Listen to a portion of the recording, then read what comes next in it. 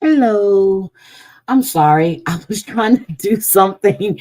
Good evening, good evening, good evening. How is everyone doing?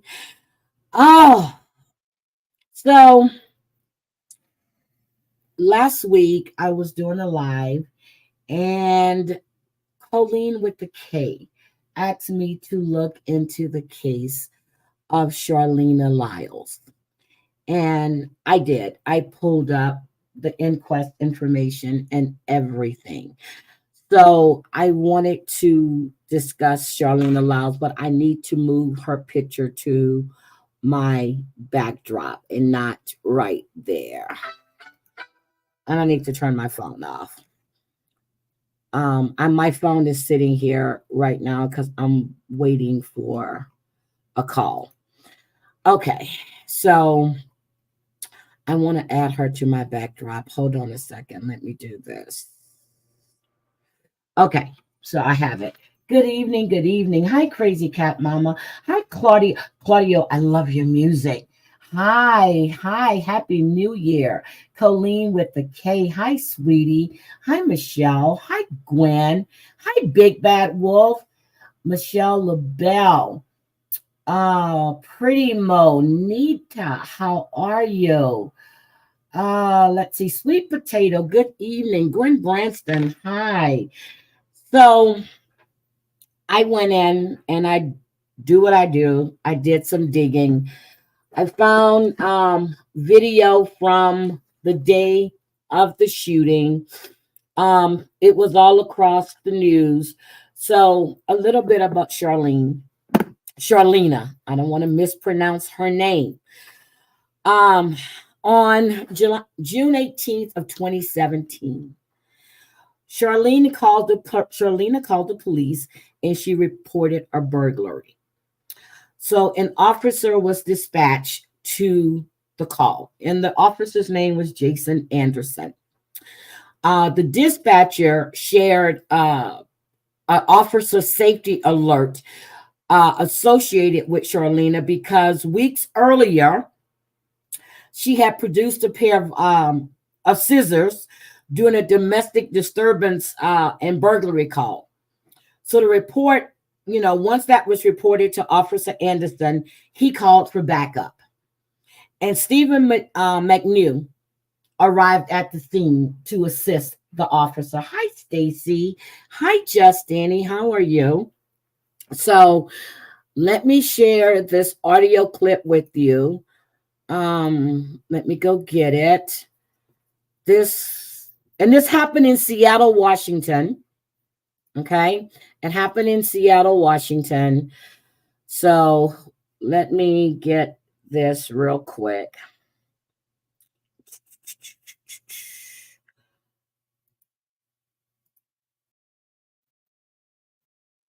Okay, I have to turn this. Let me let this shit play out. Uh, Let me pause this for a second. What am I sharing? That's not what I want to share. Hold on. Hold on. Let me go back to this. Present, share, Seattle Police. There we go. That's what I want to share. And make sure it comes up on the screen. Okay. Let me make this big. And let me take myself away. Full screen layout for you guys. All right, here we go. On the way, say family. We do want to play you an audio clip the moment police say she came at them with a knife and then gunshots. So we want to warn you, what you are about to hear could be disturbing. Again, this is newly released dash cam audio from police released overnight. Get back. Get back. That's second. Hey, hey. We need help. We got this woman for 2 nights. Hey, get back. Get back. Police say 2 officers went to the complex to take a. So we heard that. So They said when they entered the apartment, Officer Anderson and McNew, that Charleena pulled a knife and lunged at Anderson first and then McNew. Okay. So they both drew their Glocks and fired. She was struck 7 times from the front, the back, the side, and she died quickly thereafter that. So there was an inquest that started um, June 20, June 21st. Well, really, the inquest started June 21st, but on June 14th, they were trying to stop the video and the body cam footage from being released, and it was requested and denied. Okay. This was just horrible. So during the inquest, the officers explained what happened, and they were put on administrative leave, okay, for high level use of force. So the burglary call she called 911, and she said that the lock to her apartment was loose. She had gone to the store and she came back, and the lock to her apartment was loose. So she's saying that there was a burglary at her residence. Officer Anderson arrived at 9:04, and he went to the apartment at 9:15. So, he gets there and he has to log in and do whatever. He said upon his arrival and before making contact, he had reviewed Charleena's name and address, and he had found an officer alert flag from June 5th. But they said that the dispatcher had told him that there was an officer alert. But he's saying he reviewed her name and address, and he found that there was an officer safety flag from June 5th, where Charleena had previously drawn a weapon on officers, and the situation had been de-escalated. So he's telling you right there that the situation was de-escalated. Hi, ASAPs. How are you? Hi, Stacy. So at 9:26, Anderson requested another unit to respond, to be cautious, so that's when Stephen McNew arrived. At night, now listen to, now they still haven't approached Charleena yet. At 9:42, Officer Anderson briefed McNew on the officer safety warning. They knocked on the door at 9:46. Now she called them at, let me go back to my notes. She called them at 8:55. Almost an hour later, they approached her door. They entered the apartment. The officers noted children were present, but were unaware of a third child in the back room. So, Charleena was pregnant, and she was a mother of 4. She was pregnant and a mother of 4. Hi, Tina. Some reports said 3, but then this other report said 4. And then the news lady said she was a mother of 4. So, true God. So then both officers, you said that was a child in the back room. That's my notes. The dispatcher established the location of Anderson and McNew within the apartment. And then based on their statements, McNew was in the kitchen inspecting meatloaf on the kitchen counter while watching the children roll around, and Anderson was situated near the front door.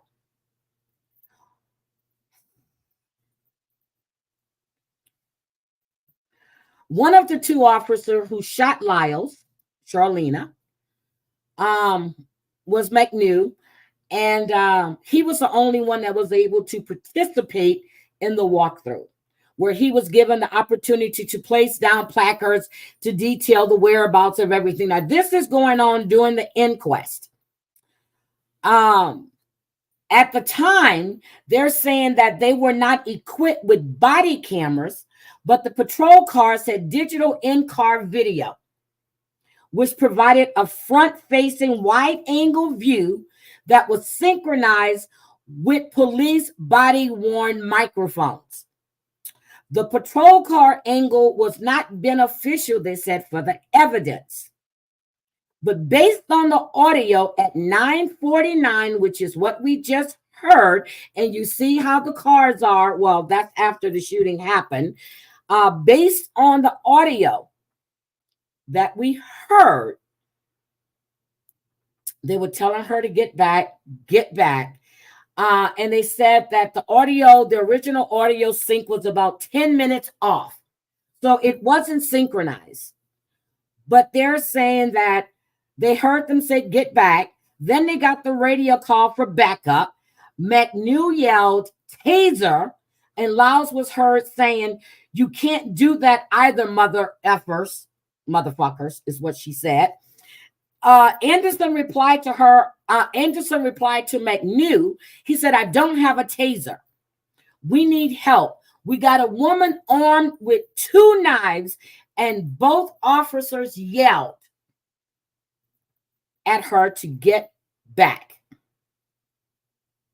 So they were equipped with a collapsible, well, Anderson had a collapsible baton, pepper spray, and McNew had a wooden baton. Charleena was 5'3", 110 pounds, and both of these officers stood over 6 feet tall. Let's hear that again. Let's hear that audio again. Let's hear the audio. Shots. So we want to warn you, what you are about to hear could be disturbing. Again, this is newly released dash cam audio from police released overnight. Get back. Get back. Hey. We need help. We got this woman for 2 nights. Hey, get back. Get back. So, you heard it. Now, Officer McNew stated that one of the little babies crawls out from behind and right on top. But first of all, Charleena fell. She landed face down on the floor. McNew then yelled to ask Anderson if he was okay. Now, they're doing the shooting. He's asking the officer if he's okay. McNew said that one of the babies crawls out from behind and right on top of her upper body, resting his head against her. Then another kid pops out of the bedroom and they said they had no idea there was other people in the apartment. And one of the kids said, oh my God.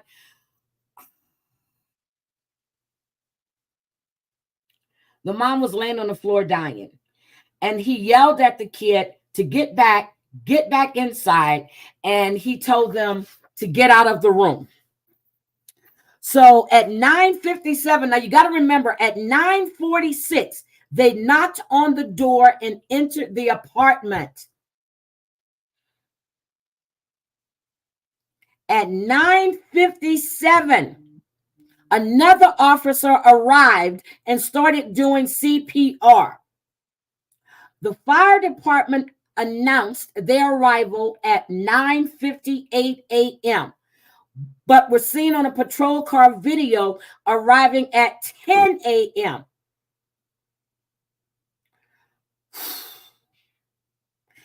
That wasn't even a little over 10 minutes, 12 minutes. All of this happened within that 10 to 12 minute span of time. So there was a firefighter well, the current captain now, John Stanley Aberson, he said when he got to the scene, they were not alerted as to ongoing CPR prior to their arrival. They were not doing anything to help her. Hi, Savage, sweetie. He says services were delayed because the Seattle Fire Department has left more advanced equipment in their vehicle. So they didn't bring the equipment that they needed to help this woman who was shot 7 times and who landed face down, and her kids are crawling over her.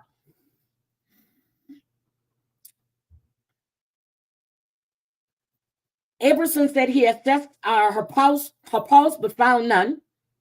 He noted the penetrating injuries on her front body, like someone poked a big hole through her skin. After they turned her on her side and placed her on a backboard, he saw wounds on her back. His patient care report noted that there was some bleeding from the injury in her arm, but he did not remember other active bleeds. She had 7 bullet wounds. And it was like someone poked a big hole through her skin. They said that further life-saving procedures were attempted on Lyles, but after 10:15 a.m., Aberson testified that on-site trauma director made the decision not to continue efforts. Based on our clinical findings, the injuries we had noted to be present with the fixed and dilated pupils, there wasn't any neurologic activity going, along with no organized cardiac rhythms. And our distance away from the trauma center, we were going to continue to not have any benefit to continue what we were doing. So they were too far away from a trauma center to try to save her life. Now, the first officer stated when he got there, he didn't see any life-saving measures going. But on June 22nd, the second day of the inquest hearing, police, firefighters, and medics were questioned that responded to the shooting. Firefighter Richard Harrison said when he arrived at the scene, in response to assault with a weapon, upon learning that the scene was clear, firefighters were able to go straight to the address, arriving at 9:59. But remember, day one, they said they announced their arrival at 9:58, but they weren't seen on the patrol car video until 10 a.m. Harrison said he saw 2 officers providing CPR. He noted the location of the officers and Charleena Lyles, then assessed that there was not enough room within the apartment to effectively provide life-saving efforts. He made the decision to move Lyles to the outside hallway. Now, these timelines are just what's killing me. They said that Harrison's team cut off her clothes and attempted to stop the bleeding, which wasn't noted in day 1 of the testimony. Okay. He testified that he did not access her injuries until moving Lyles into the hallway, where he saw 3 penetrating wounds. He did not determine they were gunshot wounds until placing her on the backboard. But let's remember, Aberson said that he saw a penetrating injury. It was like somebody poked a big hole through her skin. Now, this is the fire chief, the fire captain that was on the scene, but he wasn't a fire captain then. He said he saw 1. Harrison said there were 3. There were 3. There were 3. He said that, and then he started seeing the exit wounds. Remember, they got kids in this apartment 7 times. Medics and a medic student arrived later and began to search for an airway to do chest compressions and add an IV. They assessed Charleena had no heart activity. This is according to Harrison.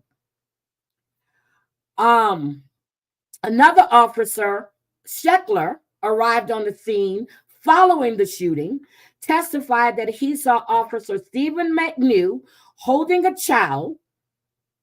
He then went to Officer Jason Anderson, who was outside the apartment door with his weapon at low ready, holding cover, making sure there was no other threats that they needed to worry about. There were kids in this apartment. Kids. Hi, Debbie. Oh, Debbie. I was going to call you the other day and I said, no, I was going to wait. But I am calling you though. I'm glad to see you. So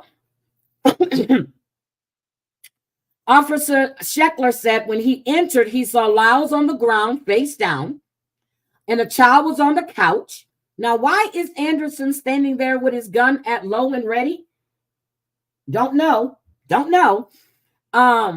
He said, knowing that CPR was necessary, his first priority was to evacuate that child and another in the back bedroom.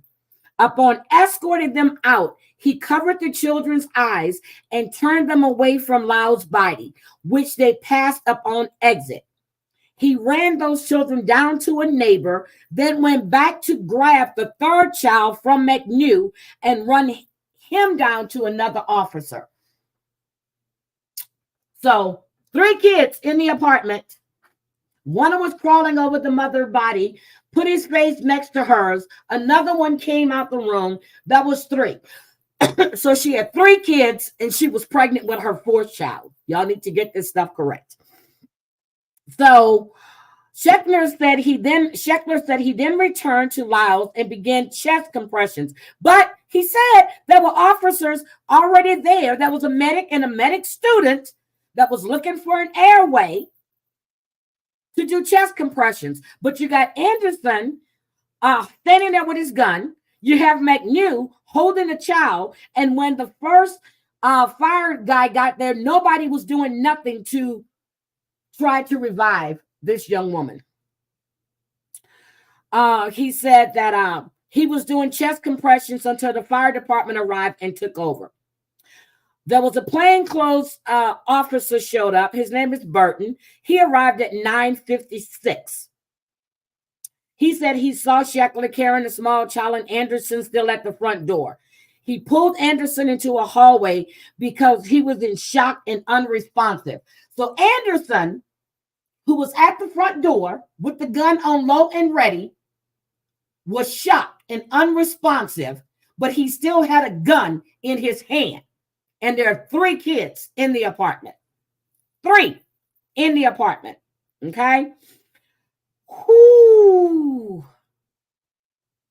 He then determined that Lyles, Charleena, needed first aid, but could not find no pulse or breath. Sheckler began chest compressions and Ladd, another officer, Gabriel Ladd, arrived between 9:56 and 9:57. And that's when he saw Sheckler bring the children out. So Ladd started doing chest compressions. Where are all these people that said they were doing chest? How many people does it take to do chest compressions? You had the medic, you had the medic student, you had another officer on the scene. When did they really start trying to help Charleena? Is my question. When did they really start trying to help her? Charleena's neighbor, Lahorna Murray, she was jolted awake by gunshots. She later called 911 and the calls were played in the jury. Now, I tried to get some of the Inquest videos, but they were there and now they're taken down. So I did put a request in for those because I really want to see. because when you're reading this inquest and you see the inconsistencies in the time and what was going on, it's from everybody's different perspective. And I'm going to play some more of the audio that you see on the screen too. Murray, who's the neighbor that they ran the child to, said that an officer handed her Charleena's toddler who needed to be carried, and she and Charlena's children ran across the parking lot to a playground where they waited for a long period of time. There was a law clerk, her name was Mary Ruffin, who was a neighbor of Charleena. She testified that she grabbed a baby from one of the officers. They said video from the police vehicle dashboard camera showed Charleena's neighbors attempted to comfort their younger children. Police counsel objected, saying it was inflammatory, it was overruled, and the video was played without audio. So let's look. Police say 2 officers went to the complex to take a burglary report. Now, it's rare for the department to send 2 officers to that kind of call, but because they say they had issues with the particular unit and that caller, they sent 2 officers. The first part of the recording is of the 2 officers walking up to the door. You hear them talking about this woman's past calls to police. When they got there, she talks about someone breaking into her unlocked house and stealing an Xbox. Then you hear a little bit of background noise. Police yell, "Get back, get back." She then yells, "Get ready," plus an expletive. Police start asking for help. Then you hear about 5 to 7 gunshots. We talked to family members who said police should have used a taser, especially for the sake of the kids, 3 of whom were at home at the time. When they came here, they easily were able to apprehend her and take her to jail. And I don't know if she created a problem with it, why they couldn't have done the same thing. Or hopefully, if worse came to worse, to use a taser instead of a gun to somebody that has 3 kids inside of her house. There is now a GoFundMe page for Charleena Lyles, and at last check, it exceeded the $5,000 goal. Her family also wanted us to know she suffered from mental health issues. As far as the investigation goes, it continues. And as to why police released the audio of that dash cam video, they say it was a difficult decision, but they also believe in transparency. And for transparency's sake, we also have it posted on king5.com in full to hear yourself. Now, as for this apartment complex, it is run by Solid Ground, which is a complex that houses former. Okay, so now we're here at day 3 of the hearing.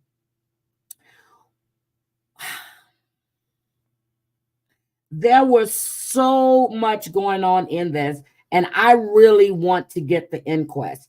So, the sergeant, Seattle Police Department, Grinstead, showed physical evidence, including Charleena Lyles' bloodstained shirt and down jacket, which she had just came from the store.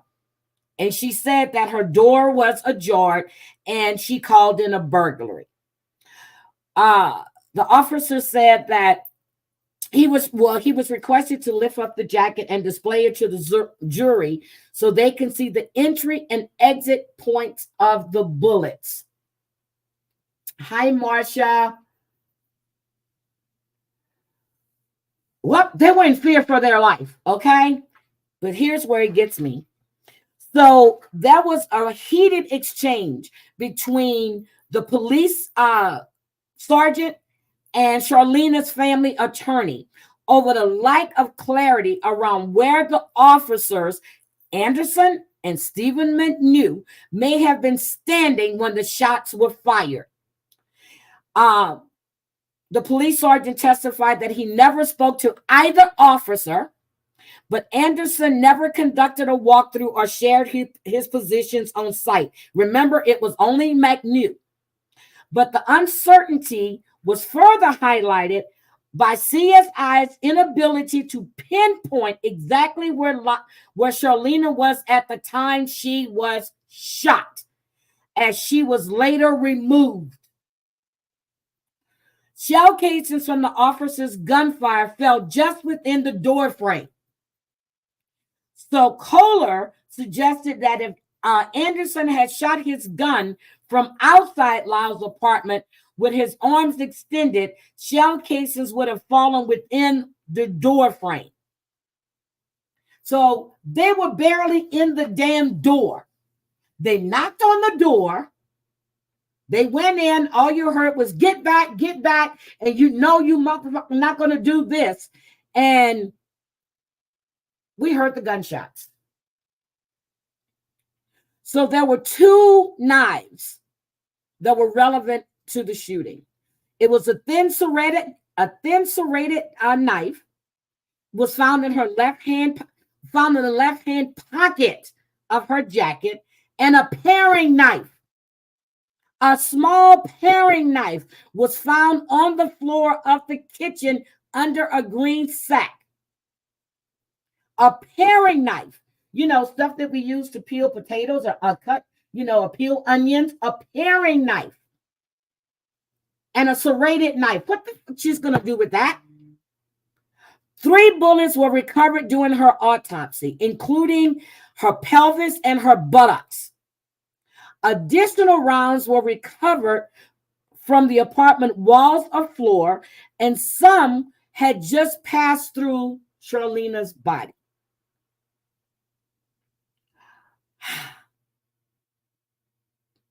The lawyer suggested that some of the bullets could have struck a child in that room, and they're absolutely right. To which the sergeant said, it didn't matter to the investigation. I recovered the bullets. That's what he said. It didn't matter to the investigation, and I wrote it down and I put the quotes around it. It didn't matter to the investigation. I recovered the bullets from the walls where they were. Then he said, did you make any effort to determine whether the children were in line of fire at any time during this incident? And the sergeant said no. It sounds like she was shot from behind, doesn't it? Her buttocks and her pelvis. It sounds like she was shot from behind.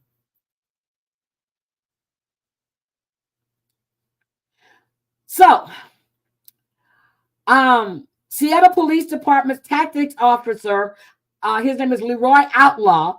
He said that Anderson had passed a taser certification course and was issued a taser. The Office of Police Accountability investigated the case, noting that officers who have been trained and certified to carry a taser and have been issued one must carry it during their shift.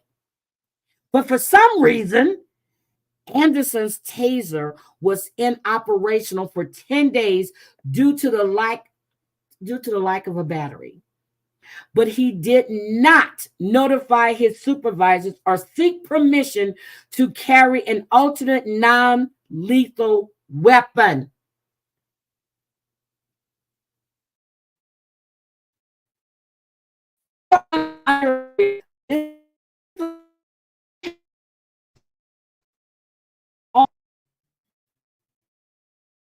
Alone doesn't match up to what they said first happened. Now, her family sued the city for wrongful death. It was thrown out. And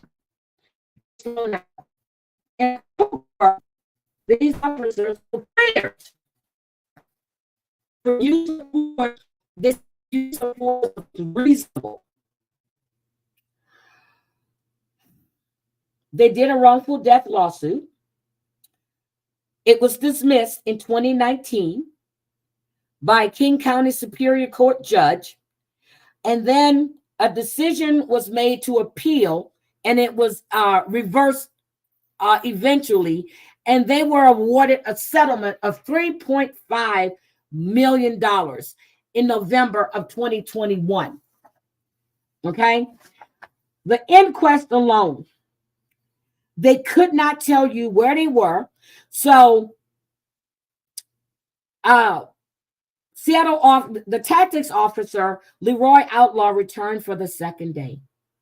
He shared doubt on how effective taser usage may have been in Charleena Lyles' apartment due to the distance between the officers and the fast-paced movements and dynamic situation. Now, what I'm trying to figure out is this dynamic situation, because, and I quoted all of this, because from the sounds of it, she was shot from behind. she was shot in her buttocks, or maybe when she was shot, she was hit and she got turned around. But she was shot 7 times. 7 times. So Charleena's case was brought to the Use of Force Review Board. And Nielsen at the time, who was a community response officer, he was on that board. Nielsen noted that upon responding to the call at Charleena's apartment during the incident, Charleena had produced a pair of long shears. They were saying scissors. We just heard, well, I just read, there was a serrated knife and a paring knife, but she had the long shears on June 5th. That had nothing to do with the incident that happened on, see, this is what I'm saying. They try to confuse you on June 18th. That had nothing to do with the incident that happened on June 18th. Nothing to do with the incident that happened on June 18th, because they had an officer safety alert. I think that's what put them in a paranoid situation. She called at 8:55. You don't get to her door. You got there, you sat out there, you're briefing each other. You don't knock on the door until 9:46. By 9:57, you done shot this woman 7 times. And her kids are there. 7 times. So that's the second burglary call they had, because they had a report on June 5th where 3 officers had responded to a burglary call at Lyles' apartment. Well, at Charleena's apartment. During that incident, that's when she produced a long pair of shears from a couch and began making nonsensical statements about morphing into a wolf and threatening the officers. Nelson said, though he later admitted he did not recall the specific threat, the June 5th officers had used the couch as a buffer between them and de-escalated the situation over time using an open model of crisis intervention, eventually getting her to surrender her shears. Now, why didn't they do that this time? She had a paring knife and a serrated knife. It's like a bread knife. It's like a bread knife.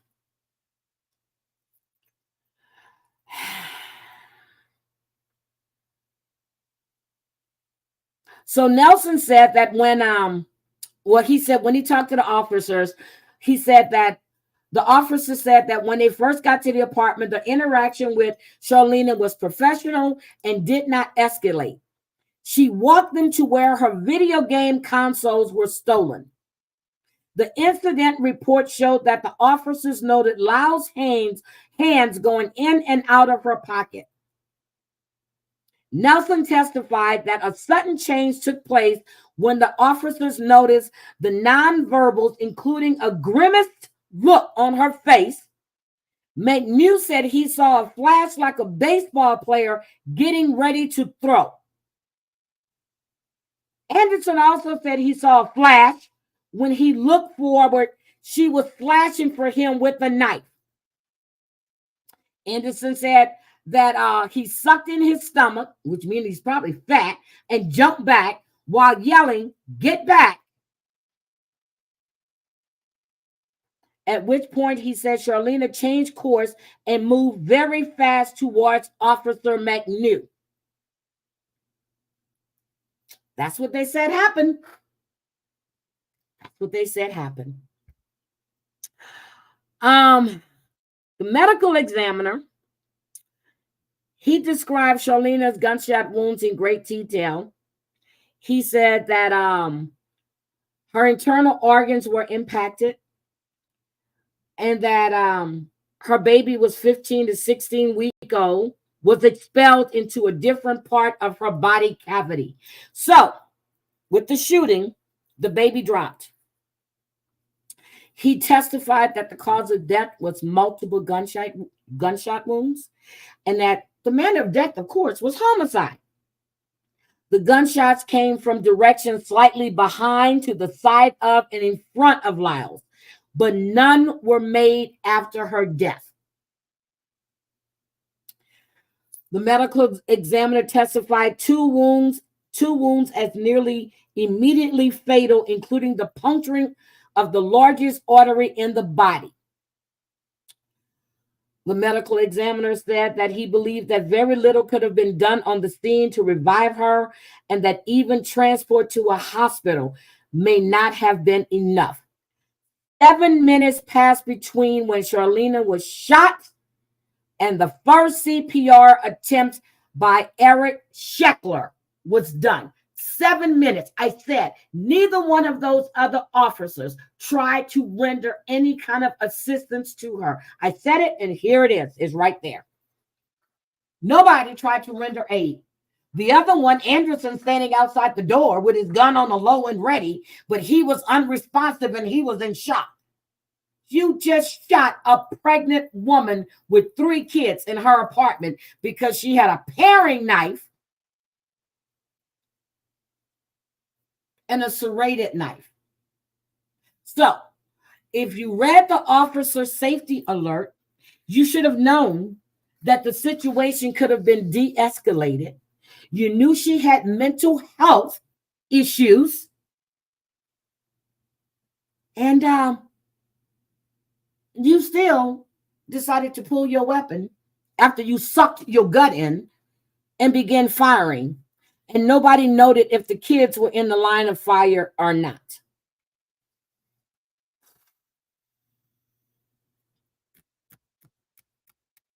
What do we think?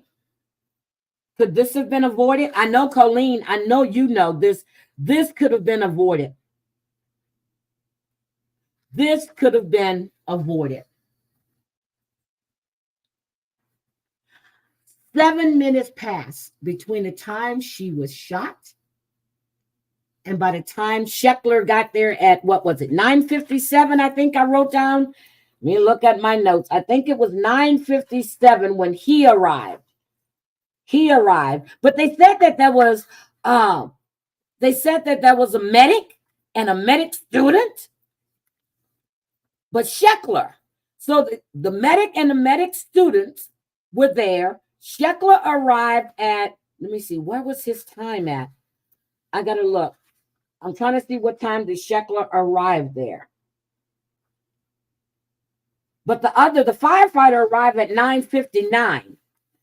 But medics and the medic student arrived later and began to search for an airway. Sheckler arrived. I can't find the time, and I wrote it down. Shit. I wrote down what time Sheckler got there, and I can't find it. Oh, I'm looking. I think he got there around 9:57, I do believe. The other 2 officers were just there. So he got there 2 minutes before Richard Harrison, the firefighter, but the medics were there before Sheckler got there. They were there before. 7 minutes. 7 minutes.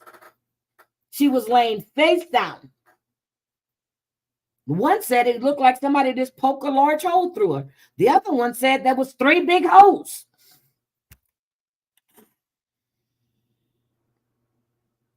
So they said that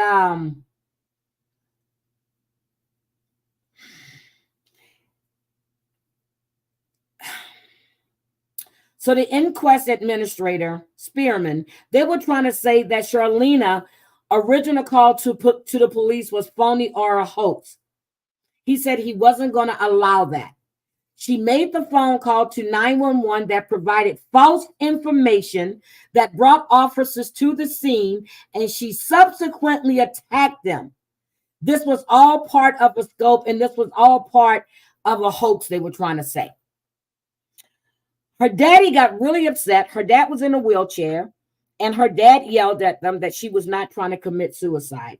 He said, "I'm tired of them saying that my daughter was trying to commit suicide by cop." The man then broke down in tears, but they were trying to say she was trying to commit suicide by cop. That's what they were saying. And then they said there was no evidence to show that she was trying to do this. So they struck that from the record, but there are notes in the inquest on what the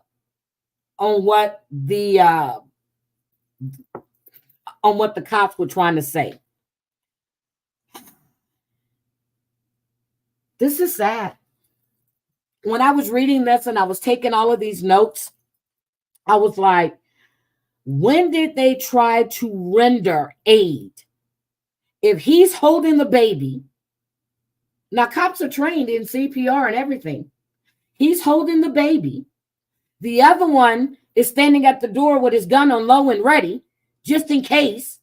But then they said that he was in shock and he was unresponsive. When did they render aid to her?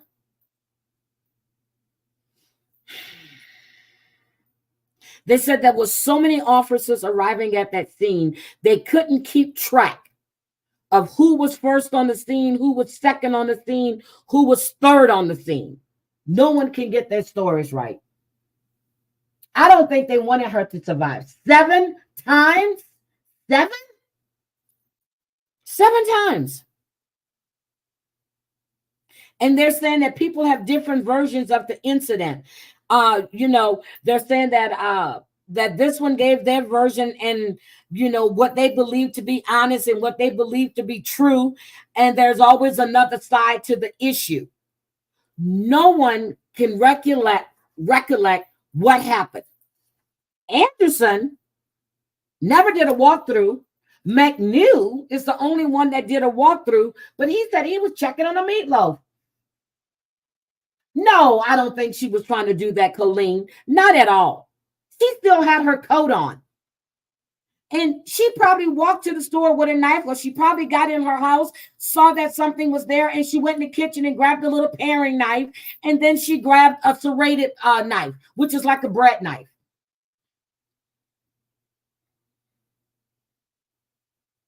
So they were asking, so she had long shears before. But they said that the call that happened on June 5th, they were able to buffer themselves with the sofa or the couch. And they de-escalated the situation. You have 2 cops that stood well over 6 feet tall. This woman weighed 110 pounds. And what was she? I wrote that down. 5. She was 5 what? What was she? Oh my God, I wrote it down. Hold on, I got notes all over the place.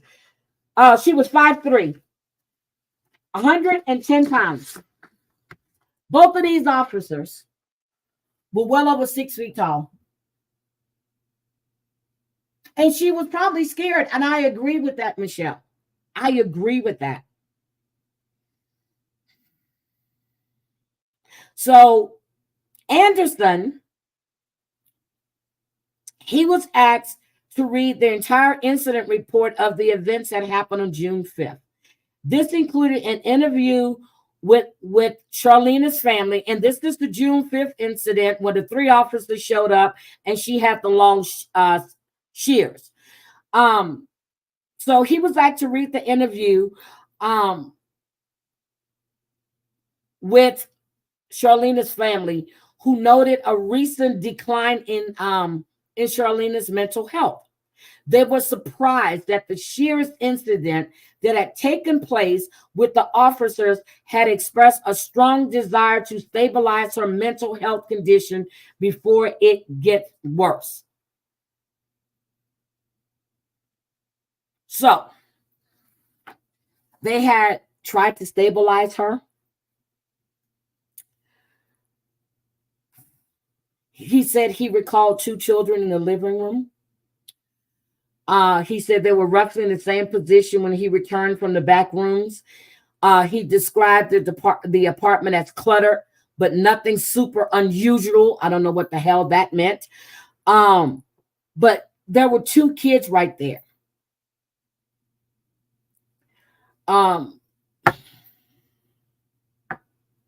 He said that he was trained to shoot center line. And he recalled McNew, he said, being in the kitchen, which was U-shaped. But he could not see from the doorway. They just started shooting. There were kids in that apartment. I think she was concerned. First, they were trying to say it was a hoax, but she took them to where the gaming unit was. So Anderson said that he likely would have shot Charleena sooner, but her child was directly behind her. So he waited. He said, I waited until the last possible moment I could shoot before Officer McNeil and I would essentially be in crossfire situation, just hoping that she would stop, but she would not. He said, I'm going to say this again. He said her child was directly behind her. So he waited. That meant you had time to step your ass out of that apartment and call for help to get a mental health officer there. You had time to do that. He said he didn't know how many shots he fired, but he believed it was 4. He said he was shooting. He heard shots from another direction, which would be McNew. He said, after the shots were fired, I was standing in the doorway, covering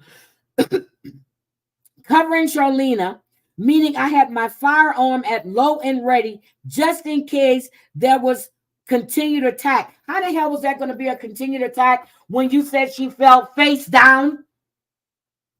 How was that going to be a continued attack?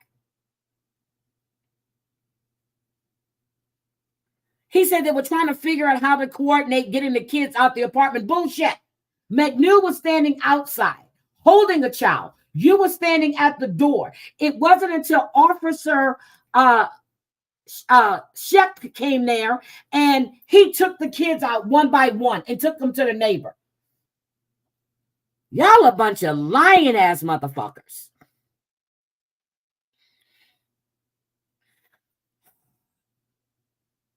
The youngest child, he said, was screaming and crying and crawled over to Charleena on the ground.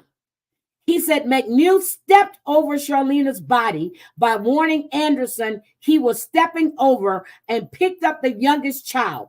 Anderson said he had to position himself to peek around the peninsula in order to see the other child. He said they were trying to radio out, but the call couldn't get out.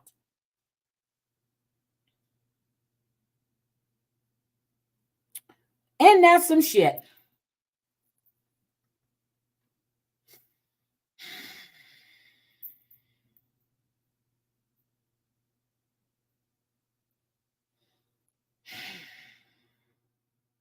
So Anderson said that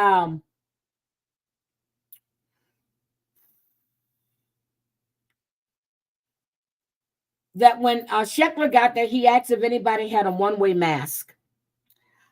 He said that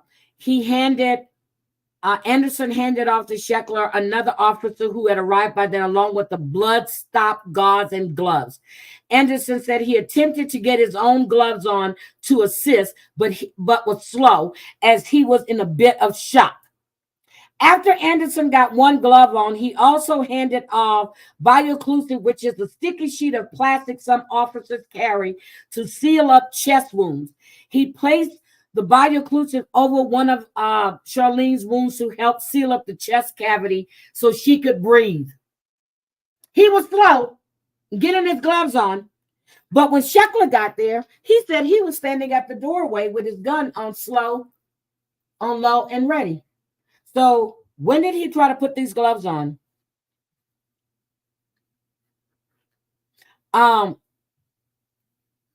The family's attorney asked, why didn't you do a walkthrough that day? He said, I don't know. I didn't make that decision. They said he was in shock, but yet he remembers trying to put on gloves. But when Sheckler got there, he said that his gun was on the low and ready. He was standing in the doorway. So when did he try to do this? Hi, Maria. When did he try to do this?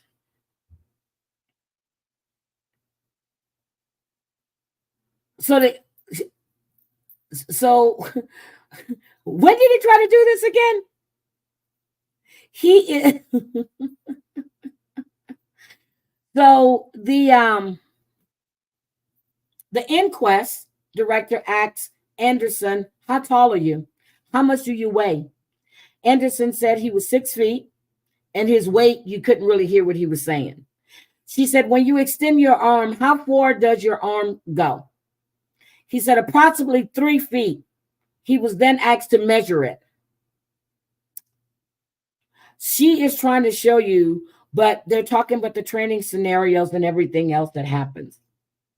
They lied. They lied. They had time to back away from that scene.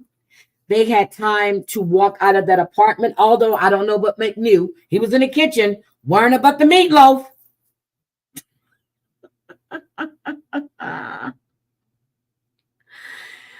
He said that McNew told them, don't get her behind us. He was asked if he was chuckling at that point, and he said that he thought it was maybe in response to McNew's comment of golly. He believed the extent of the hasty plan was the comment not to let Charleena get behind them. So then Cola asked him, what kind of plan was that for approaching someone who 13 days ago was quote unquote kidnapping police officers with giant scissors or large shears who had little children and mental illness? Anderson said, I understood that Charleena had been arrested. She had gone to jail. She had seen a judge that released her. She was with her children now, and this was 13 days later. I wasn't going to stigmatize her based on this previous incident. But you did. You stigmatized her. You pulled out a gun. You did.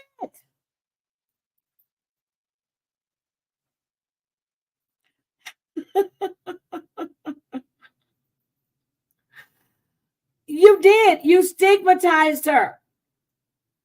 You got to the scene at 8:55. You didn't approach her door until 9:46. By 9:57, the woman had 7 bullet holes in her.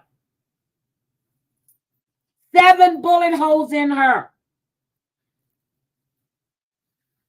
What the hell?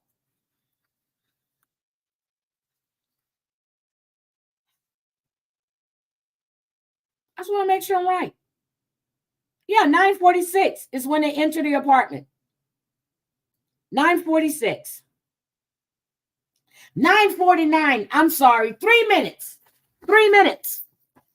Within 3 minutes, she had 7 bullet holes. Hi, Drea. Hi, Yasmina.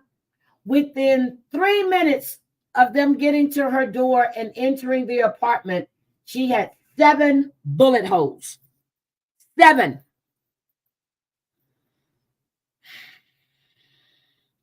So here's the thing. When Anderson was questioned from the video from his car, it appeared that his feet were going out of the apartment when the shots were fired. He said he recalled he was inside the apartment. No, you were stepping outside of the apartment. I'm still trying to figure out why McNew was in the kitchen. So they said a 19-second, okay. So what they said was, it was established that approximately 19 seconds had passed between Anderson yelling, "Get back," and firing his gun. A timer was set for the duration of the time, and Anderson was asked to clarify that during the time, he never asked Charleena to drop her weapon or warn that she would be shot. You never heard him say, drop your weapon. We can play it again. We never heard him say it. I listened to this 3 times. I never heard him say, drop your weapon. I heard him say, get back. Get back. Get back. Get back. Get back. Get back. Released You heard him? overnight. Okay, listen. Get back. Get back. That's second. Hey. Get back. Get back. released overnight. Get back. Get back. You hear the kids too, right? Hey. You ready, motherfuckers? Is what she said. Hey, get back. Get back. There we go. Never heard him say drop your weapon. Never heard him say drop your weapons. 9:46, they got there. 9:49. 7 bullets. 19 seconds passed. Get back, and you heard the firing. We heard the kids. Definitely heard the kids. Definitely heard the kids.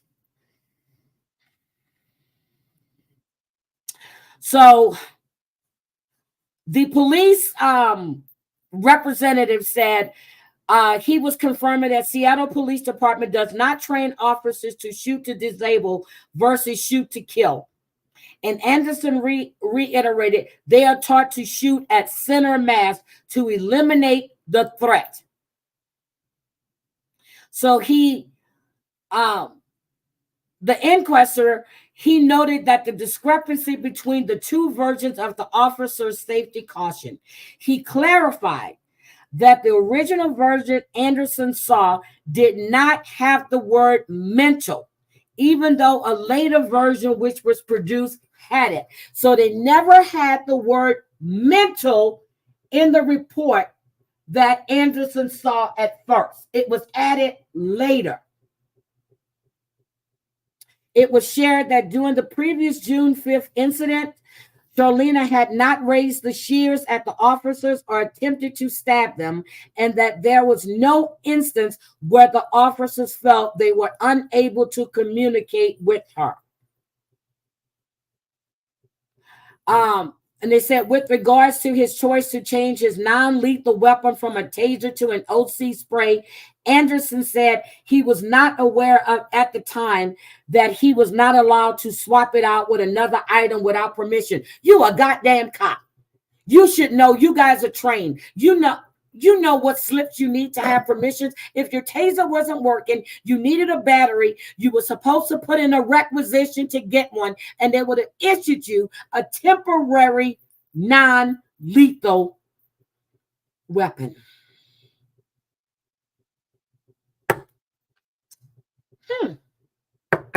What we think?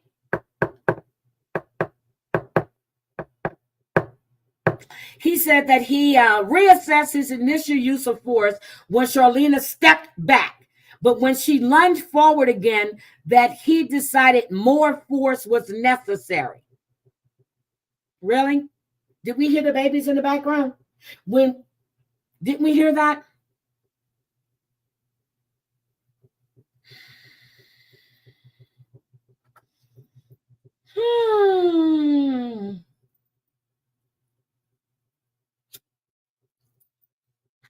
These officers did not have their stories together. McNew said that was it Anderson? McNew said that he observed Charleena behavior as she put her hands in her pocket, but when she removed them with nothing in her hands. So McNew said he observed her put her hands in her pocket, but when she took her hands out of her pocket, she had nothing in her hands.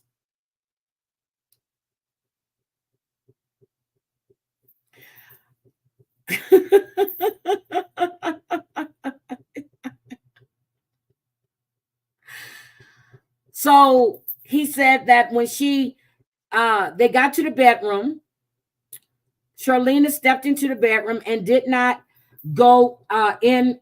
They said they didn't go in themselves. She pointed to a TV near the door, and they proceeded to go back towards the living room. McNew said he let Charleena pass by him so they could have a position of advantage in tracking her behavior. He took a moment to peek behind the television to see if he could find any gaming cables. Given the limited space in the apartment, McNew shared that only place he could get an alternate view was in the kitchen. Okay, that's why he went in the kitchen. I don't remember reading this part, but he said that the idea it was another confined space, and the kitchen contained potential weapons and opportunity. But he was in the kitchen. Charleena was not. He said he did a 360 scan of the room and saw a meatloaf. In that moment, he heard her attempting to stab Anderson. He heard her. Didn't see it. He heard her. Whoo. Okay. He said he heard the sound of shuffling and Anderson moving rapidly. When he swung around the side, what caught his attention was Anderson was standing near the corner of the peninsula and Lyles yelling with the knife up to where McNew could see it. He then drew his weapon, recognizing the threat. He saw then that that Charleena had shifted her attention to him. He said the look on her face was pained. He said that he went a couple of feet along the countertop, yelling as McNew was yelling for her to get back. McNew said because there was a barrier between him and Lyles, since Charleena was in the living room side, so he thought he could establish dialogue. I didn't hear nobody talking to her. When she pulled her arms up, he believed she actually could throw the knife and hit him. So he went over behind the counter in response. Did you hear anybody talking to Charleena? I didn't.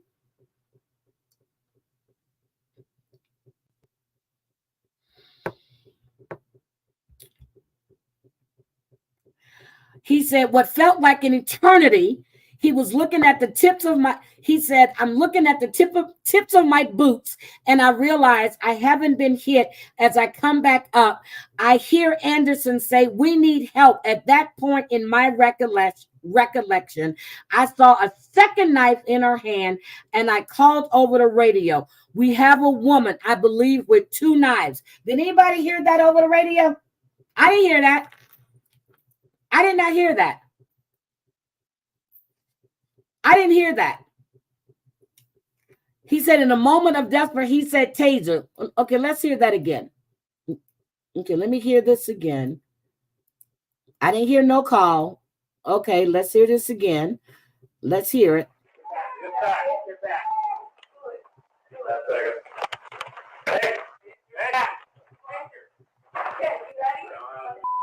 We need help. We got 129. Hey, get back. Get back. Police say 2 officers.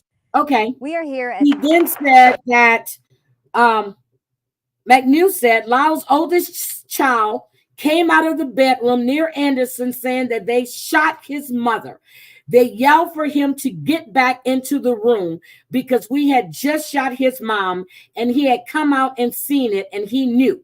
He knew what happened. And I can't imagine not only that he was there, that we didn't know, but that essentially these are his last memories of her. First of all, you knew fucking well that there were 2 kids in the living room area. But the other officer said that he waited because the other child was directly behind her. They're full of shit. Ooh, Colleen. Oh, Colleen, they're full of shit. They're full of shit. But they said they found them not guilty of using excessive force. Yep.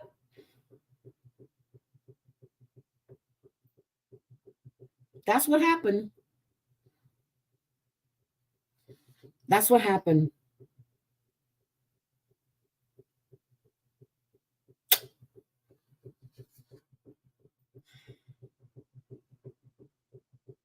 They shot this woman 7 times within 3 minutes of arriving at her home.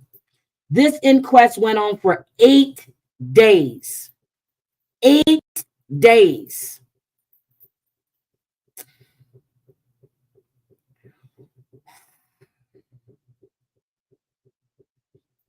Eight days.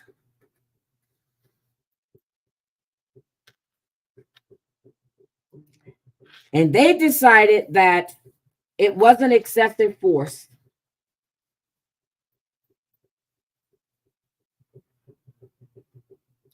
So you had 2 of the 6 jurors.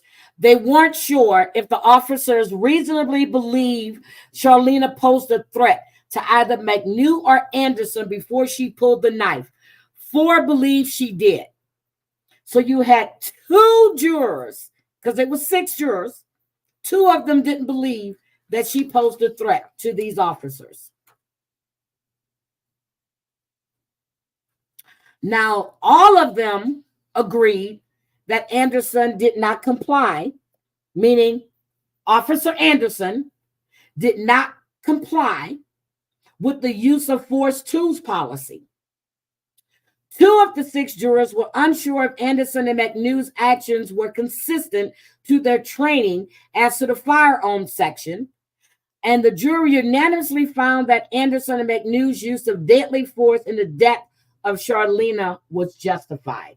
I didn't understand that because 2 of them was unsure, but then we have unanimously means that they all had to agree.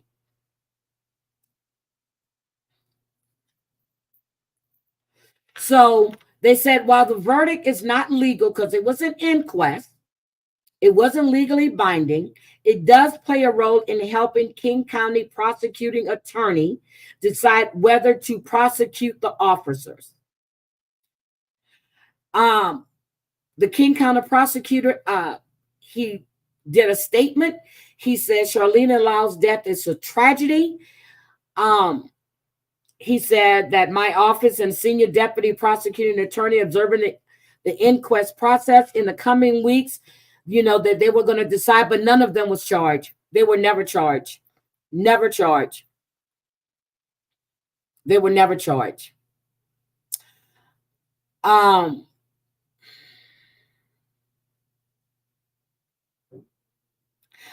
They were trying to blame this on her and the police department said that her mental health was deemed irrelevant except for what officers knew about her, which was not much at all.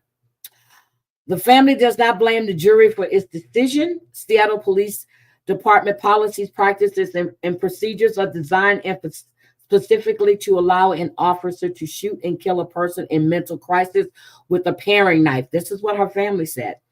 In those circumstances, officers are not trained to disarm. They are not trained to wound.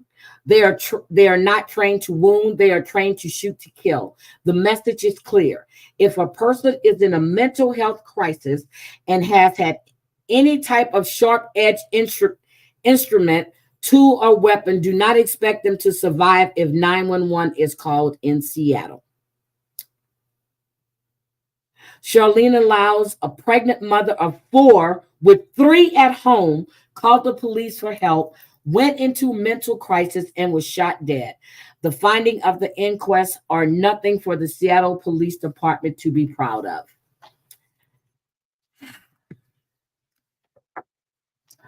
That is what happened. And I'm tired of them blaming mental health issues, but they were not properly trained. 7 minutes went by before anyone ever tried to render aid for this woman. They showed up at her home at 9:04. They stayed out there reading over the officer alert. 9:46, they knocked on the door. They entered. 9:49, she was shot 7 times. That is what happened. Not a scratch on them. They're over 6 feet tall. She's 5'3", 110 pounds. Paring knife. With your training, you could have taken that knife. You could have gotten her down. But instead, you said you waited to shoot because her child was directly behind her. At that time you waited, you could have backed your ass out. The other officer said that he got behind the counter. So I'm trying to figure out Where was the threat? Where was the threat? Where was the threat?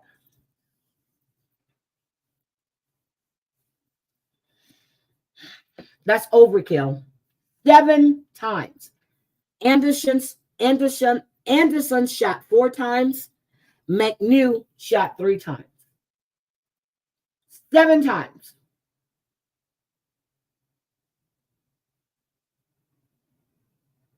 Colleen, have they changed their policies in Seattle? I really didn't get a chance to look at that. I had some other stuff happen. But I want to see if they change their policies, because if you know, but like was stated, the word mental was not in the report that happened on June 5th. It was added when they knew they were going to an inquest. So they edited that document from June 5th to say mental health crisis.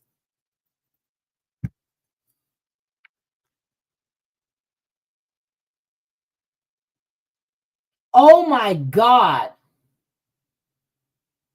3.5 million is nothing. And they actually threw it out, and then they appealed it and they settled for 3.5 million.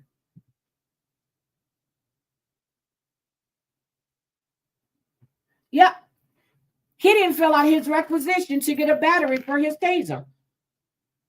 Did he? Which he was put on suspension for 30 days.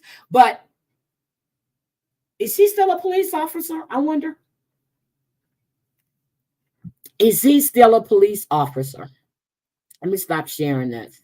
So her family, her kids, this is sad. This is sad. So let's just show Charleena again. 5'3", 110 pounds. There she is.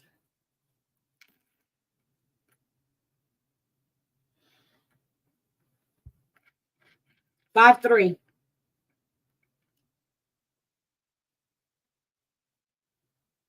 5'3", 110 pounds. Officers standing well over 6 feet could not take this woman. I am with.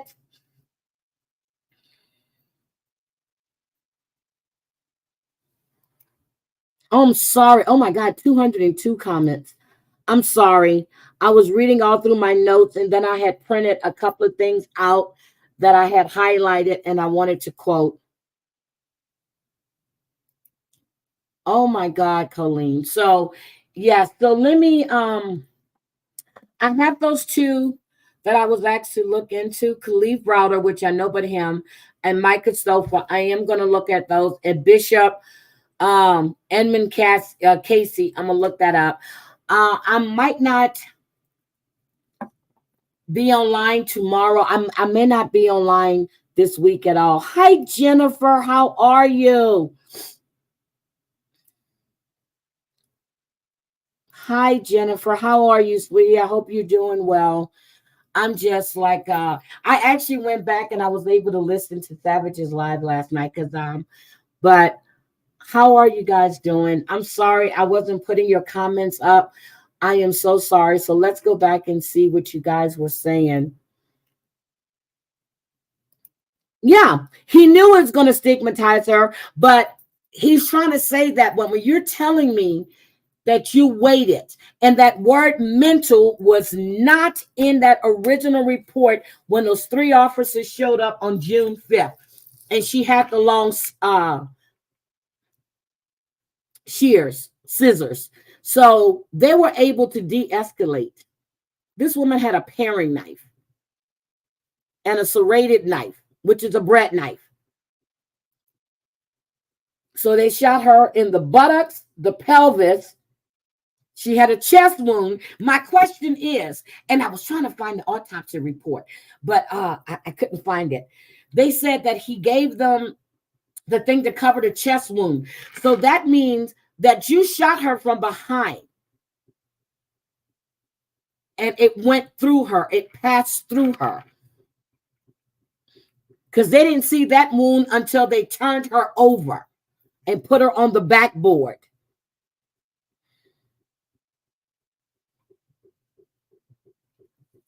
These people are ridiculous.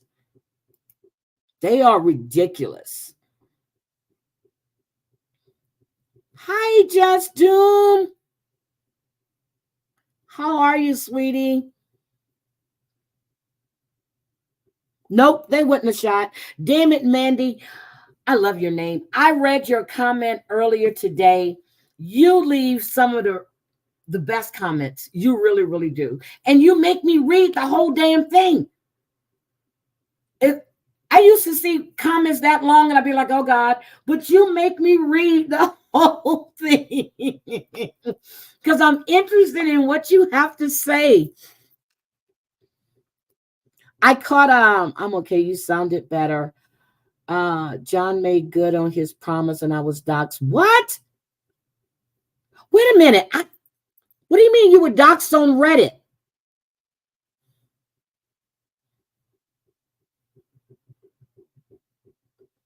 What the hell? This occurred in Seattle, Washington. It is heartbreaking. And Jennifer, did you notice how their stories weren't in sync? Did you notice that the fact that they arrived at 9:04, they had the alert they were reading up on, he waited for Officer McNew. They got to they knocked on the door at 9:46, entered the apartment, and at 9:49, the woman had 7 bullets in her. 7 bullets, Stacy Avocado. T gave her that name. I am so sorry you were doxxed. You moving to Las Vegas? We are under a severe winter warning. We're going to be in -9. And I have to get out of here. I'm getting ready to take another trip. And I'm trying to get out of here before we're snowed in. You don't want to move to Las Vegas, especially during the summertime. One was shooting from the front and one was shooting from the back. Remember, McNew was in the kitchen. He couldn't really see. So they were hitting her from the front, the side, and the back. But I think when they hit her, she spun around because I think they were using Glocks. She spun around. She spun around. She was hit and she spun around. But that first one hit her. That first one hit her and she spun around. Oh, that's right. You are. You above me. Hi, Chrissy. None of their stories match. None of them. They didn't do anything to help this woman until Feckler got there. Nothing. The other one standing outside the door with the gun on the low and ray. The other one's holding the child. 7 minutes went by. 7 minutes. No one helped that woman. No one. And then they said that it was probably nothing they can do anyway, but you don't bring the equipment that you need there when you hear that there's a gunshot, several gunshots, wounds to this person.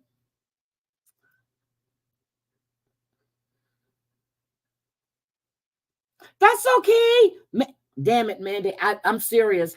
That's okay. I love to read your comments. I really do. I read them all. I really do. And then if somebody tells me something, I go look because I never know if you're going to give me some other information that I need to go look at. But I am so sorry you were doxxed, Jennifer. So let me just ask you a question. How did they know your name? How did they know your name?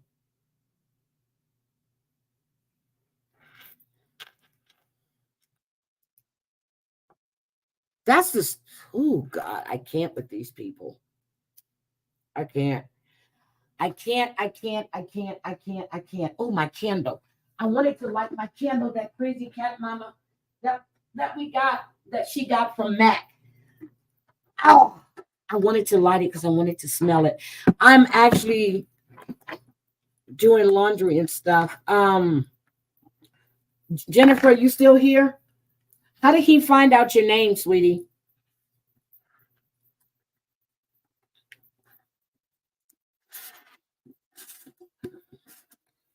Why can't I open this damn thing?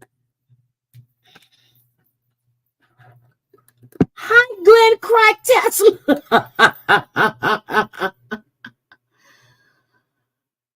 On his GoFundMe? Wait a minute. You donated money to him and he doxes you? Get the fuck out of here. I'm not laughing. GoFundMe.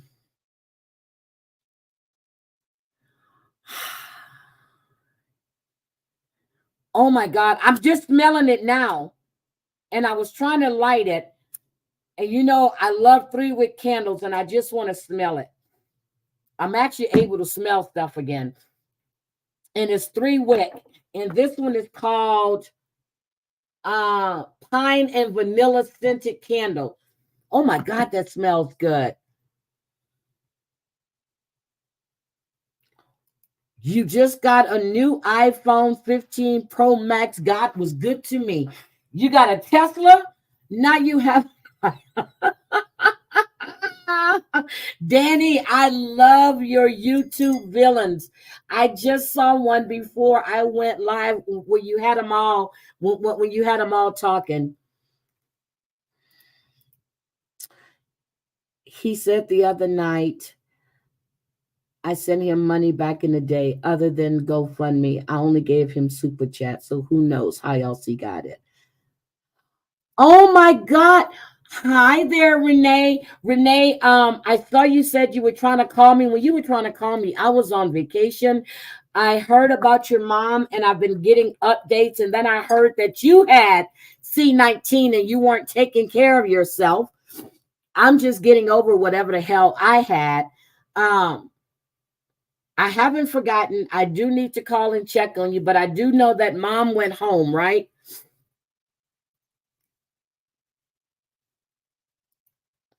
See, I know I'm keeping up on you. I'm keeping up on you, but I was sick as a dog when I came back. Yeah, so Danny's her villain her villain thing is really, really good. So if y'all haven't checked that out, y'all need to go over to Danny's channel. Y'all can drop that in there so y'all can go see that. Okay. So how are you feeling now, Renee? Are you feeling almost better? Because I know that you weren't taking care of yourself. Oh, shit. I said I was feeling better. And I just got a cough attack. Okay. But I'm just you're still sick. Because our friend was really, really, really worried about you. And I was like, oh shit.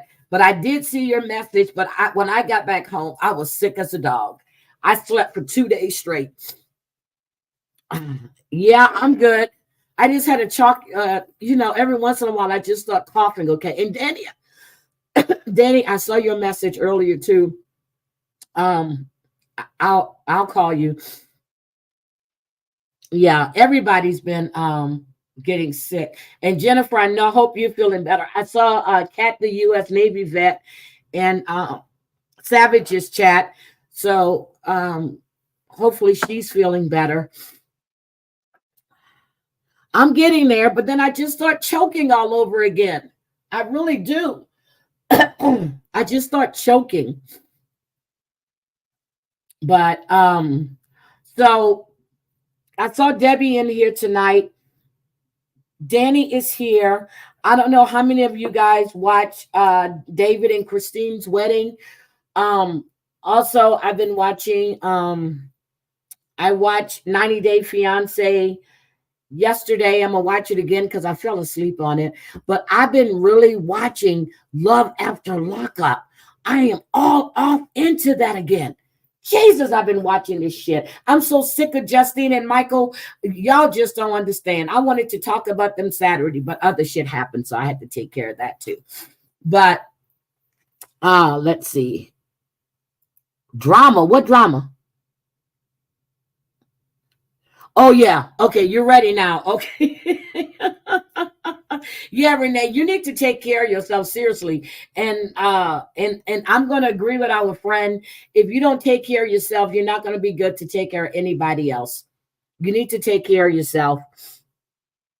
You really do. Oh my God, Love After Lockup is Justine and Michael are so wrong. But here's what's pissed me off. Justine and Michael's mother act like she didn't know they were moving to Vegas. But guess what? She's the one that bought the house. It's her name and Justine's name is on that house. Michael's name is not on that home.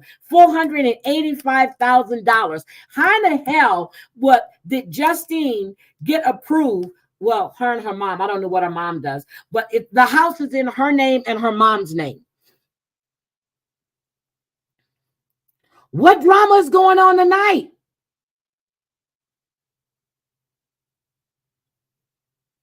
Wait a minute. What drama going on tonight, Glenn Crack? What am I missing? See, I don't watch all that shit. Somebody got to go live and play it. Hi, Jody. Wait a minute.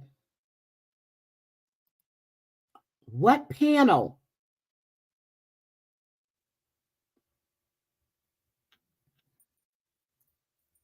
Okay, let me get this straight. So you're saying that the drama, so you're saying that JY and the B and all of them are on panel again?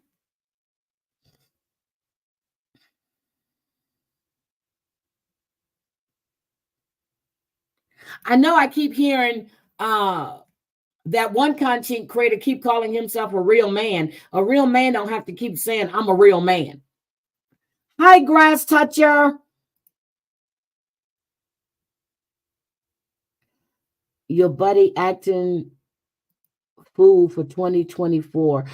Nobody of mine. Who's messing with minor children?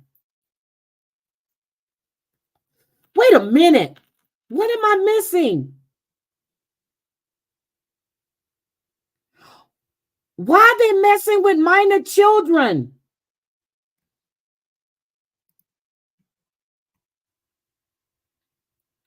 The bee had a tantrum and left. Are we looking at a meltdown?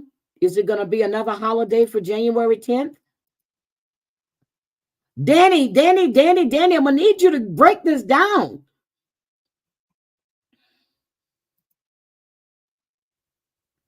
You came over here to calm down. What the hell? What minor children are they messing with?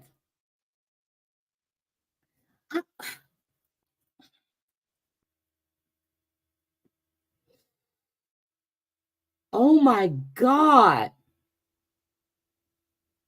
So y'all were Brooks? Wait a minute. What?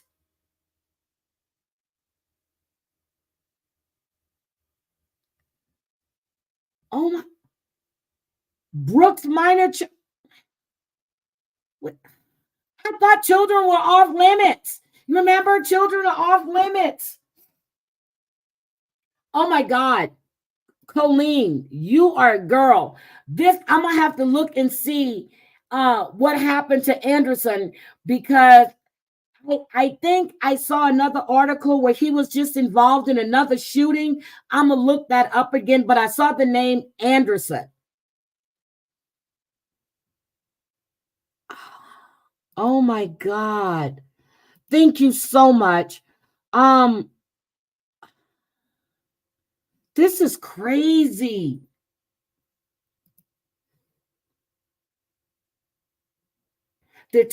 So what?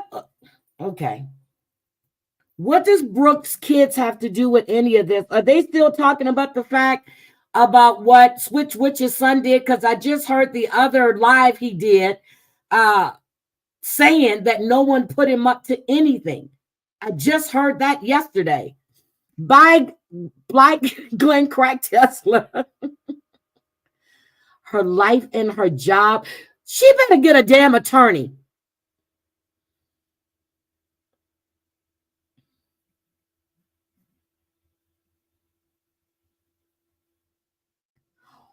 Oh my God. Damn it, Mandy. Who I'm over there. I watch MRE. I watch Maddie, which I didn't know Maddie was live yesterday. I caught his replay, him and the Zios. I love to hear them talk. But I did watch the replay. I was watching MRE's live that I guess he did yesterday, this morning, and I got halfway in the middle of it, and then he took it down. Oh my God. What? Oh, Brooke. Where are you, Brooke?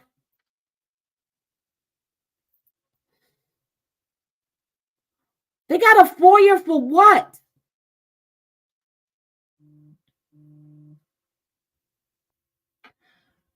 Oh my God. Oh my God. Hi, Cree. What the fuck?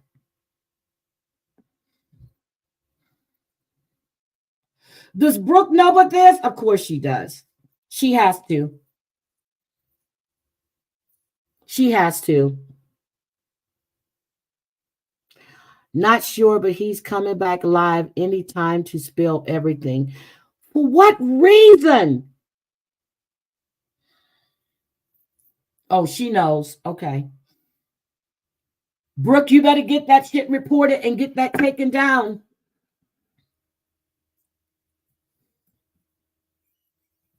But Switch Witch is upset because her grown-ass son came live and said what a piece of shit mother she was, right? Oh my God, this is crazy.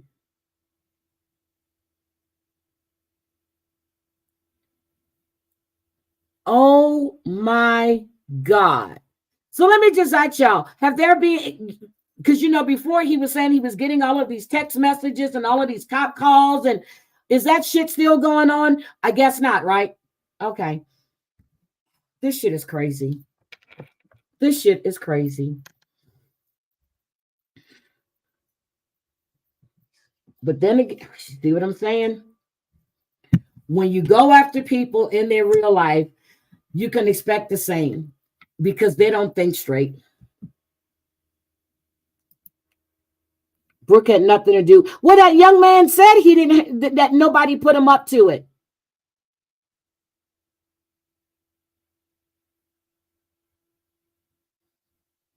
This shit is crazy.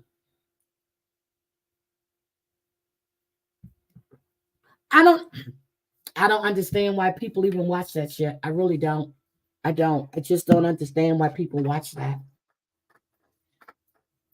I don't. I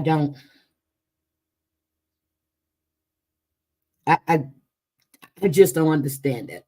I really don't. So you've got a dried up prostitute, a wannabe witch. You have an abuser of women. You have somebody that faked like they were in the military. And we have all of these. This shit is crazy. I can't. That's why I don't watch that shit. That's why I don't watch it. Because it's all disgusting. It's all disgusting. Anyway, I will I might be live tomorrow. I'm not sure. More than likely I'll check with Debbie to see if she's up to it, see if Danny's up to it. And then we'll do that. And then I'm going to take a break. I'll be taking a break. This is crazy. I think I'm going to take a break anyway. I'm not sure. I think I will. I'm not going to say that I'm going to do that until I'm positive.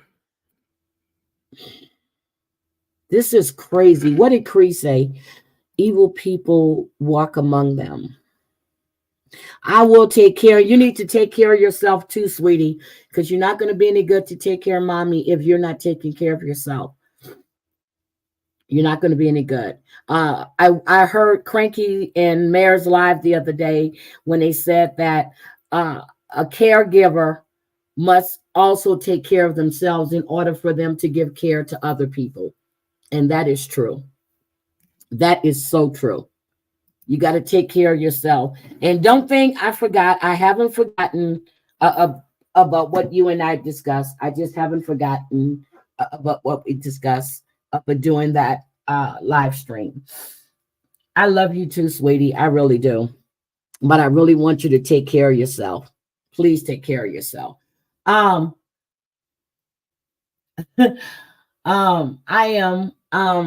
going to be I don't know, but I'm getting ready to I'm about to catch another flight. Look, I'm about to catch another flight. I'm gonna go home. Bye, sweetie. I'm gonna go home for a little while. So I'm gonna do that. To I'm going down for damn, I'll be down there when Mardi Gras starts. So I'm gonna go home for a little bit.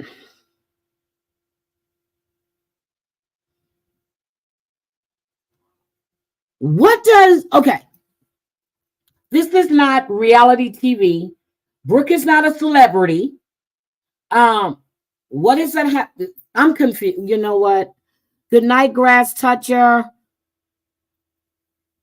I saw your message too, woman. Brooke is not a celebrity. She's not on a reality TV show. This is all because of Broken Broom son, right? So do we really believe a 20-year-old, I think he said he was 20, or I think somebody said he was 20, a 20-year-old is going to have somebody tell him what to do, or someone to get in his head and say, hey, you need to go do this, you need to go say that. Is that what we're supposed to believe? Is that what we're going to believe? Shit, you can't put shit in a 12-year-old's head or a 10-year-old's head. How are you going to do that to a 20-year-old?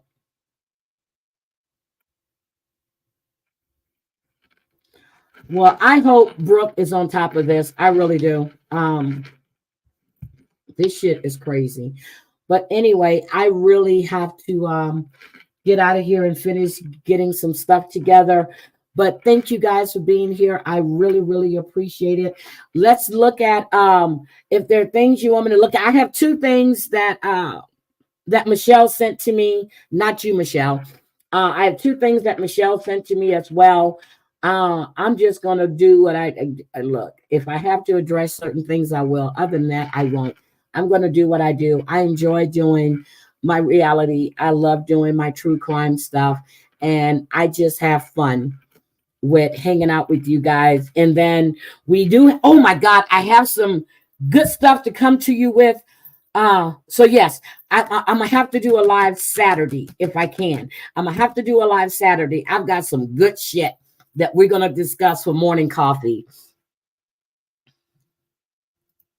Wasn't anyone on my side of the table? It was the other side.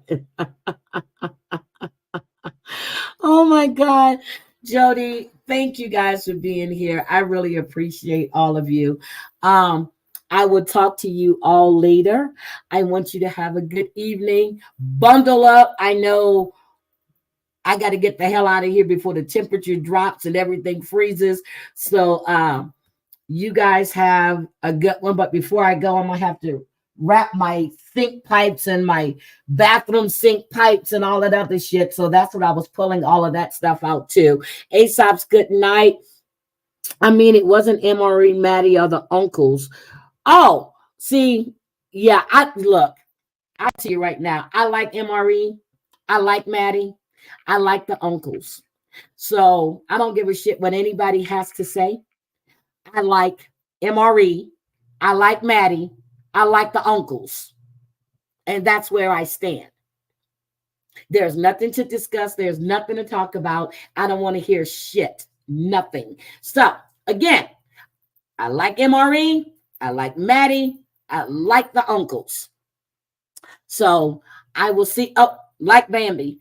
I will see you guys later. I stopped in the Shugs early to say hi. I saw he was live.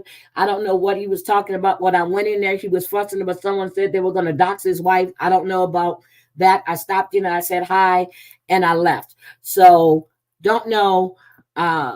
But I'm sure I'm going to find out. So somebody's going to play. I love the uncles. I love to hear Zio and Lesso. I really love to hear them talk. And I love to hear that raspy, whether they're using, what did they say they was using, a voice change or whatever? I don't give a shit. I just like to hear them talk.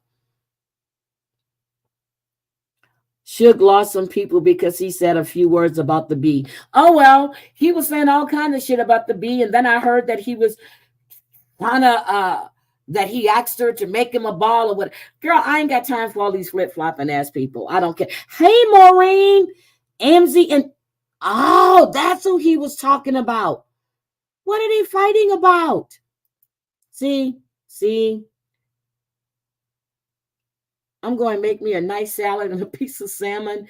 They're fighting. Okay. Well, I heard Suge's live. I was listening to Suge's live because I was up this morning around 2, and I heard he was going off on his Tony Pizza person. But when I stopped in his live one day, he said he had gave Tony Pizza a wrench, and now they're at it again. I'm like, Lord have mercy. I can't with these people. Whisper down the lane shit. Oh, one person saying this, the other one saying, yeah, okay. It's like telephone, tell a friend. Got it. Okay. Got it. Telephone, tell a friend. Got it. Maureen, you missed my coverage tonight of the Charleena Lyles case when they shot this woman 7 times. 7 times. Hi, Mr. Jimenez. Hi, Mr. Jimenez. I was in your live stream the other night when you went live. I was in there. I was there.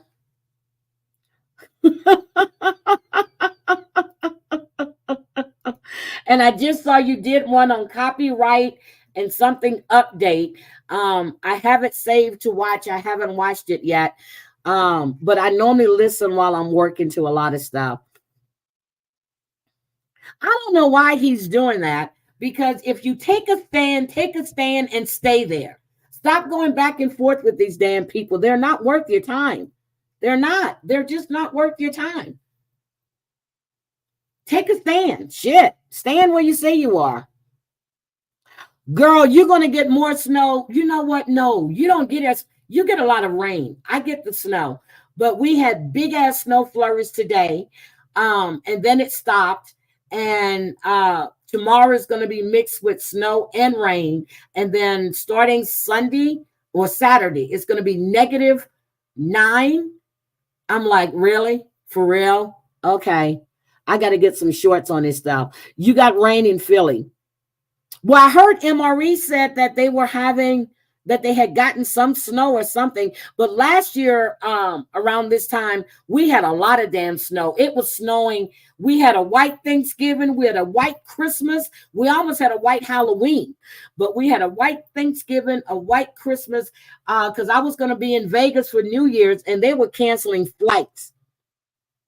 Oh, my God, -71. Yeah, so they were canceling flights last year. So I waited for the airlines to cancel my flight so I didn't have to pay that penalty. But we're about to be slammed. And it's not my fault, Charlotte, when you watch the replay. It's not my fault. This has nothing to do with me.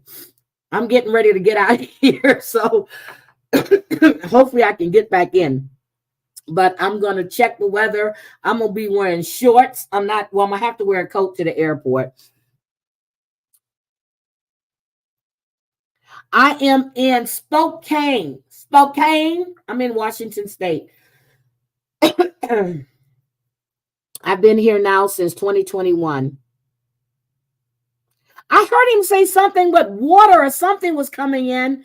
And I told you I was listening. And then at the halfway mark, he actually took the video down. Oh, I love the snow. I love it. I love it when it first starts. I love it when I don't have to drive in it, but I don't like it if it rains and it freezes because I leave here early. The roads are icy and I don't leave until the sun comes up then. That's the only thing I don't like is when, especially when I have to come out of my garage and then I'm piled snow or it's, when they take the snow plow and they come through and then the water and then it's icing. Yeah, I don't like that.